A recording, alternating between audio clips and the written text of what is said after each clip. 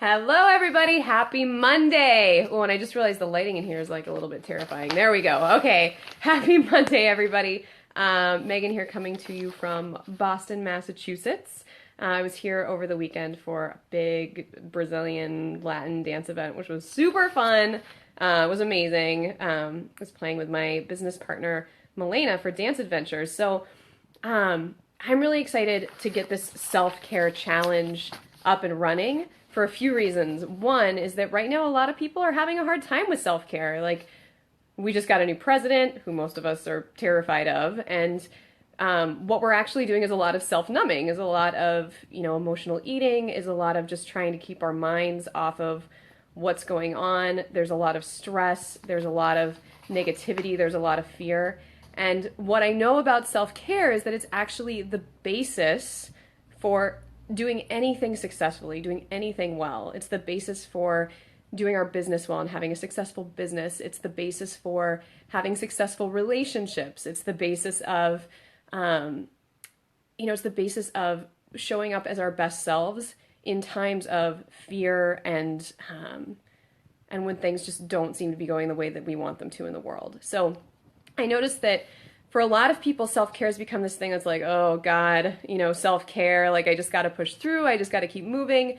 And that's not what I want to do in this challenge. What I want this challenge to be is inspiration for you to be in a community, to do self-care with a bunch of other people who are interested in still going after their goals, still staying really high vibe, still being able to have that basis of self-care in place so that we can keep moving forward no matter what's going on.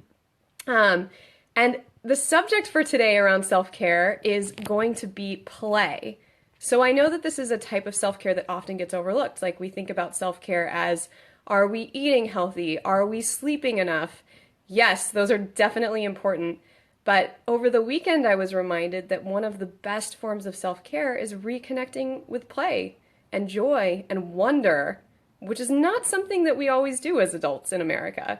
So that's the basis of the challenge for today. And we're going to go through a little exercise. As a reminder, if you participate in all 5 days of this challenge, I'm giving away a free half-hour coaching session. And that's because I also think that coaching is one of the best forms of self-care. It's an investment in yourself. It's a time to focus on you and what you're up to and what you want to create, and to have that partnership in service of creating that thing. So if you stay tuned in, if you fill in, the each day's challenge in the link below in the comment section, then you're up for a free half-hour coaching session, which is really exciting.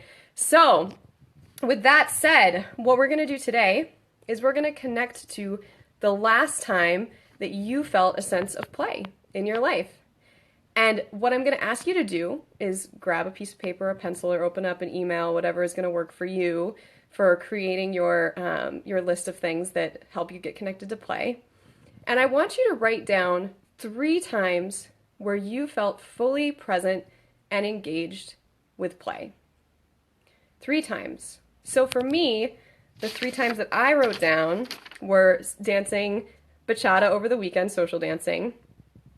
The other time was when I was young, playing capture the flag. And these 3 times when you felt connected to play, they don't have to be 3 times that were in the last week or in the last year. They could be 3 times that you felt connected to play, period. So my second one is playing capture the flag when I was younger. And we would get together with the neighbors and we'd set up these huge games and we'd just play and we'd go have a good time. And I really always felt connected to adventure and excitement at those moments. And then my final time when I felt connected to to play, was when I was making potato gnocchi with my best friend Tara. And we accidentally got 20 pounds of potatoes at the store because we didn't know the potato to gnocchi ratio. And we ended up in her kitchen making tons and tons of gnocchi and listening to music and telling stories and hanging out with her family. So that was another time that I felt really connected to self-care and play through self-care. So that's the first step. You've written down these 3 times when you felt really connected to play, present in the moment, engaged, excited, and playful. And the next step is that I want you guys to think about how you could have that sort of thing in your life today or at the latest by the weekend. And I'll give you some examples from the ones that I just shared. So maybe I won't have a chance to go social dancing this week, but you know what I can do is I can actually have a dance party with my roommates when they come home. Even if it's for 5 minutes, like put on an Aretha Franklin record and dance around the house, and suddenly, boom, there we are, connected to play and taking care of ourselves. Um, with the capture the flag, the thing that I wrote down was, why not set up a adult game of capture the flag? That sounds like a blast, and I live right next to a park, and that could be tons of fun. So that was one idea that I wrote down. And then for the last one, I wrote down, invite a friend over to make an Italian meal. So what I noticed about that form of play is that it's play that's connected to community, to cooking, to creativity. So that would be another idea. Invite a friend over, choose some random delicious thing from an Italian cookbook, and just put on some Italian music and have a good time. So this is the challenge for you all. Write down 3 times when you felt connected to play, and then write down 3 ways that you could actually have that thing in your life this week or today or bonus both.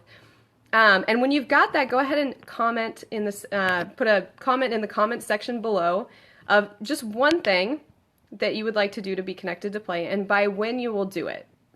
And so I want to take part in this challenge too. And what I can commit to is having a dance party with my roommates when I get home, as soon as I get home from Boston.